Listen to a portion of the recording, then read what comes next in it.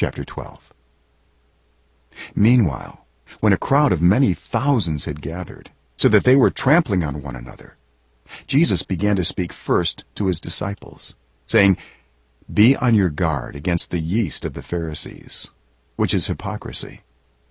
There is nothing concealed that will not be disclosed, or hidden that will not be made known. What you have said in the dark will be heard in the daylight, and what you have whispered in the ear in the inner rooms will be proclaimed from the roofs. I tell you, my friends, do not be afraid of those who kill the body, and after that can do no more. But I will show you whom you should fear. Fear him who, after your body has been killed, has authority to throw you into hell. Yes, I tell you, fear him. Are not 5 sparrows sold for 2 pennies? Yet not one of them is forgotten by God. Indeed, the very hairs of your head are all numbered.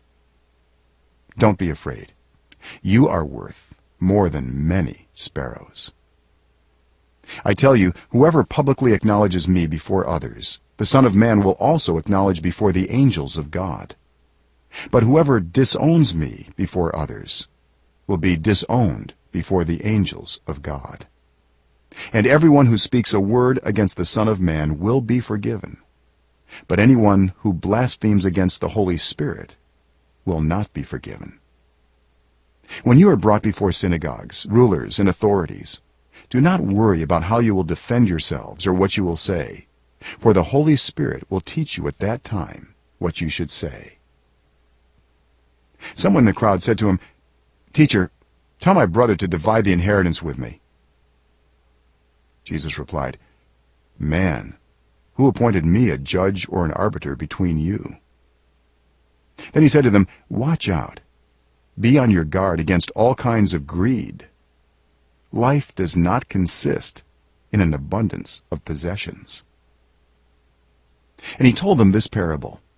The ground of a certain rich man yielded an abundant harvest. He thought to himself, "What shall I do? I have no place to store my crops." Then he said, "This is what I'll do. I will tear down my barns and build bigger ones, and there I will store my surplus grain. And I'll say to myself, you have plenty of grain laid up for many years. Take life easy, eat, drink, and be merry." But God said to him, "You fool, this very night your life will be demanded from you. Then who will get what you have prepared for yourself? This is how it will be with whoever stores up things for themselves, but is not rich toward God." Then Jesus said to his disciples, "Therefore I tell you, do not worry about your life, what you will eat, or about your body, what you will wear. For life is more than food, and the body more than clothes. Consider the ravens, they do not sow or reap. They have no storeroom or barn, yet God feeds them. And how much more valuable you are than birds.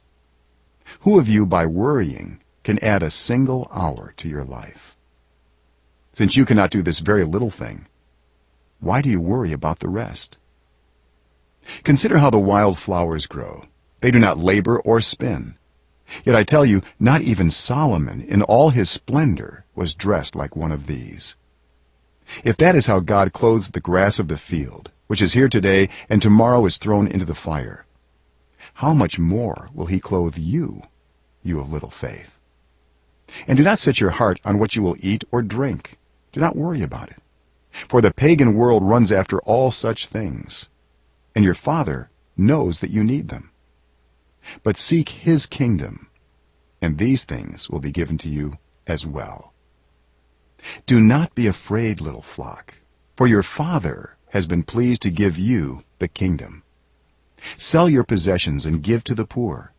Provide purses for yourselves that will not wear out, a treasure in heaven that will never fail, where no thief comes near and no moth destroys. For where your treasure is, there your heart will be also. Be dressed, ready for service, and keep your lamps burning, like servants waiting for their master to return from a wedding banquet, so that when he comes and knocks, they can immediately open the door for him. It will be good for those servants whose master finds them watching when he comes.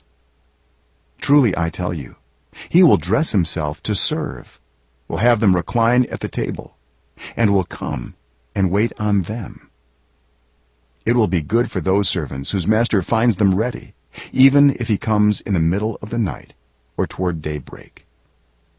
But understand this: if the owner of the house had known at what hour the thief was coming, he would not have let his house be broken into. You also must be ready, because the Son of Man will come at an hour when you do not expect him. Peter asked, Lord, are you telling this parable to us or to everyone? The Lord answered, Who then is the faithful and wise manager, whom the master puts in charge of his servants to give them their food allowance at the proper time? It will be good for that servant whom the master finds doing so when he returns. Truly, I tell you, he will put him in charge of all his possessions. But suppose the servant says to himself, My master is taking a long time in coming. And he then begins to beat the other servants, both men and women, and to eat and drink and get drunk. The master of that servant will come on a day when he does not expect him, and at an hour he is not aware of. He will cut him to pieces and assign him a place with the unbelievers. The servant who knows the master's will and does not get ready or does not do what the master wants will be beaten with many blows. But the one who does not know and does things deserving punishment will be beaten with few blows. From everyone who has been given much, much will be demanded. And from the one who has been entrusted with much, much more will be asked. I have come to bring fire on the earth, and how I wish it were already kindled. But I have a baptism to undergo, and what constraint I am under until it is completed. Do you think I came to bring peace on earth? No, I tell you, but division. From now on there will be 5 in one family divided against each other, 3 against 2, and 2 against 3. They will be divided, father against son, and son against father, mother against daughter, and daughter against mother, mother-in-law against daughter-in-law, and daughter-in-law against mother-in-law. He said to the crowd, When you see a cloud rising in the west, immediately you say, It's going to rain. And it does. And when the south wind blows, you say, It's going to be hot. And it is. Hypocrites, you know how to interpret the appearance of the earth and the sky. How is it that you don't know how to interpret this present time? Why don't you judge for yourselves what is right?